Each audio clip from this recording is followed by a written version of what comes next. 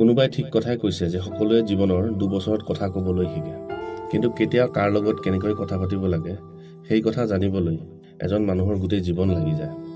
আজি মই ক'বলৈ যোৱা কাহিনীটো মনোযোগেৰে শুনিব, কাৰণ আজিৰ এই কাহিনীয়ে আপোনাৰ গোটেই জীৱন সলনি কৰি দিব। বহুদিনৰ আগতে এখন আশ্ৰমত অধ্যয়ন কৰি থকা এজন শিষ্যই তেওঁৰ গুৰুজনাৰ ওচৰলৈ গৈ কৈছিল যে গুৰুদেৱ, মই আৰু এই আশ্ৰমত থাকিব নিবিচাৰোঁ। তেতিয়া গুৰুদেৱে তেওঁক সুধিলে, কিয়, কি হৈছে, তুমি ইমান চিন্তিত কিয়? তেতিয়া সি ক'লে, গুৰুদেৱ, ইয়াত সকলোৱে মোক ঠাট্টা কৰে।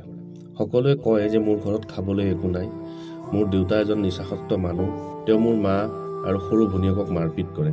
সেই ব্যক্তিজনৰ লগত মই কেনেকৈ জীয়াই থাকিম? এইবোৰ কৈ সকলোৱে মোৰ খং উঠাই থাকে। এই সকলোবোৰ কথা গুৰুজনাক কৈ শিষ্যজনে কান্দিবলৈ ধৰিলে। গুৰুজনাই গোটেই কাহিনীটো শুনি শিষ্যজনক সুধিলে, এই সকলোবোৰ কথা তোমাৰ লগৰবোৰে কেনেকৈ গম পালে যে তুমি অতি দুখীয়া পৰিয়াল এটাৰ পৰা ইয়ালৈ আহিছা? তেতিয়া শিষ্যজনে ক'লে যে মই তেওঁলোকৰ পৰা সহানুভূতি পাবলৈ এইবোৰ কথা তেওঁলোকক কৈছিলোঁ। গুৰুদেৱে ক'লে, এতিয়া কোনোবাই যদি তোমাক ঠাট্টা কৰে তেন্তে সেয়া তোমাৰেই দুখ, কাৰণ তুমি নিজৰ ভিতৰত গোপন কৰি ৰাখিব লগা সকলোবোৰ কথা আনক কৈ দিছা। আমাৰ জীৱনত এনে কিছুমান কথা থাকে যিবোৰ আমি নিজৰ ভিতৰতে গোপন কৰি ৰাখিব লাগে, কিন্তু তুমি এইবোৰ কথা সকলোৰে আগত কৈ বহুত ডাঙৰ ভুল কৰিলা। তেতিয়া শিষ্যজনে গুৰুদেৱক ক'লে, মই যি ভুল কৰিলোঁ তাৰ শুধৰণি মই কেনেকৈ কৰিম গুৰুদেৱ? গুৰুজনাই ক'লে যে ইতিমধ্যে যি হৈছে তাক ঘূৰাই অনাটো সম্ভৱ নহয়, কিন্তু আজি মই তোমাক এনেকুৱা 6টা কথা ক'ম যিবোৰ তুমি কেতিয়াও কাকো কোৱা উচিত নহয়, আৰু এই 6টা কথা যদি তুমি আন কাৰোবাক কোৱা তেন্তে তুমি জীৱনত কেতিয়াও সুখী হ'ব নোৱাৰিবা। এতিয়া শুনা, প্ৰথমটো কথা যিটো আমি কেতিয়াও কাৰো আগত ক'ব নালাগে সেয়া হ'ল আমাৰ লক্ষ্য আৰু আমাৰ সপোন আমি কেতিয়াও আনক কোৱা উচিত নহয়, কাৰণ এই কাম কৰি আমি নিজৰ ভিতৰত এক সন্তুষ্টি পাওঁ যেন আমি নিজৰ লক্ষ্যত উপনীত হ'ম, আৰু ইয়াৰ বাবেই সেই লক্ষ্য বা সপোন পূৰণৰ যি ইচ্ছা সেয়া কমি যায় আৰু নিজৰ চিন্তাৰ মাজতেই আমি হেৰাই যাওঁ। দ্বিতীয় কথা যিটো কাৰো আগত কোৱা ঠিক নহয় সেয়া হ'ল আমাৰ জীৱনৰ সমস্যাবোৰৰ বিষয়ে, কাৰণ আমি যেতিয়া এই সমস্যাবোৰ আনক কওঁ তেতিয়া আমি অজানিতে নিজৰ ওচৰলৈ আন এটা নতুন সমস্যাক আমন্ত্ৰণ জনাওঁ। অলপ সময়ৰ বাবে আমাৰ মনটো পাতল হৈ পৰে যদিও বেছিভাগ মানুহেই জানি আনন্দিত হয় যে আমিও কিবা এটা সমস্যাত আবদ্ধ হৈ আছো। আৰু আজিৰ পৃথিৱীত এটা সঁচা কথা কওঁ, কোনেও অন্তৰৰ পৰা কামনা নকৰে যে তুমি ইয়াৰ সমাধান বিচাৰি উলিয়াব। হয়, এনে 2-এজন ব্যক্তি থাকিব যিয়ে তোমাৰ প্ৰতি সহানুভূতি দেখুৱাব, কিন্তু এটা কথা মনত ৰাখিবা, শেষত তোমাৰ যিকোনো সমস্যা তুমি নিজেই সমাধান কৰিব লাগিব।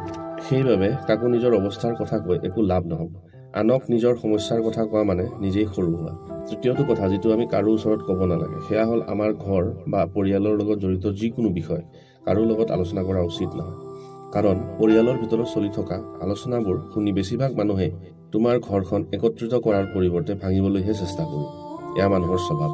চতুৰ্থ কথা, আমাৰ সম্পত্তি বা আমাৰ লগত ৰখা বস্তুবোৰৰ বিষয়ে আমি কেতিয়াও কাকো কোৱা উচিত নহয়, কাৰণ যেতিয়াই তুমি তোমাৰ সম্পত্তিৰ কথা কাৰোবাৰ আগত ক'বা তেতিয়া সম্ভৱ যে যিজনৰ আগত তুমি এই কথাবোৰ কৈ আছা তেওঁৰ সিমানখিনি সম্পত্তি নাথাকিবও পাৰে।